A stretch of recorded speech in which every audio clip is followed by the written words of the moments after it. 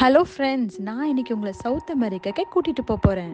South அமெரிக்காவில் பெரு நாட்டில் கூஸ்கோ நகரத்துக்கு பக்கத்தில் இருக்கிற ஒரு கிராமத்தில் தான் கினி பிக்ஸ் அவங்களோட நேட்டிவ் ஃபுட்டுங்க.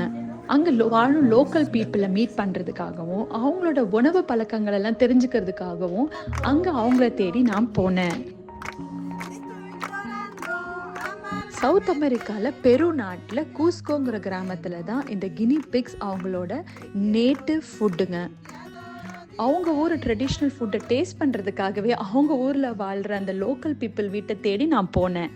இந்த கினி பிக்ஸை அவங்க டெய்லி சாப்பிட்றதுக்காக அங்கே வீட்லேயே வளர்க்குறாங்க. ப்ளஸ் இந்த கினி பிக்ஸை அவங்க சமைக்கிறதுக்கு முன்னாடி அதை அவங்க பெர்மிஷனோட கேட்டு அதுக்கு ஒரு பூஜை ரிச்சுவல்ஸ் எல்லாம் பண்ணி அப்புறம் தான் அதை சமைக்கிறாங்க.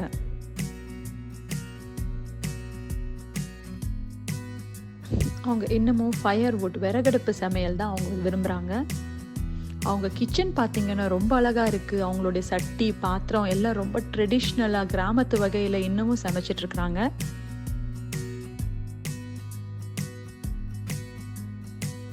பார்க்குறதுக்கே ரொம்ப அழகாக இருந்த அந்த ஊரில் அந்த கினி பிக்ஸை ஃபஸ்ட்டு நல்ல சுடுதண்ணியில் போட்டு எடுத்துட்டு அதை நல்லா க்ளீன் பண்ணிவிட்டு அதில் 3 மசாலா தாங்க தடவுறாங்க. நம்ம ஊரில் யூஸ் பண்ணுற மாதிரி ட்ரெடிஷ்னல் அம்மிக்கல்லும் அவங்க ஊர்லேயும் இருக்குது.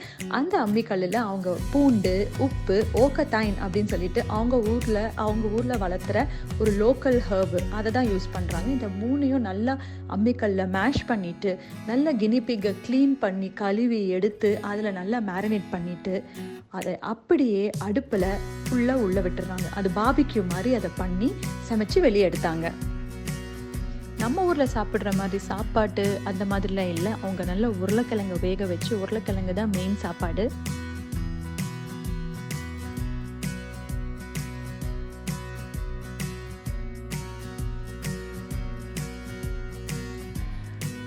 இதோடு சேர்த்து பொட்டேட்டோவும் அது கூட ஒரு சூப்பரான சட்னியும் சர்வ் பண்ணுறாங்க.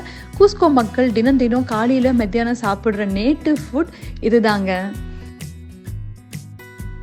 அது மட்டும் இல்லைங்க, அங்கே ஆல்பாக்கான்னு சொல்லிட்டு ஒரு அரிய வகை அனிமலை பார்த்தோம். அது டொமெஸ்டிகேட் பண்ணி 6000 இயர்ஸ் ஆகுதாமா. அதோட மீட்டு கூட அவங்க சாப்பிட்றாங்க.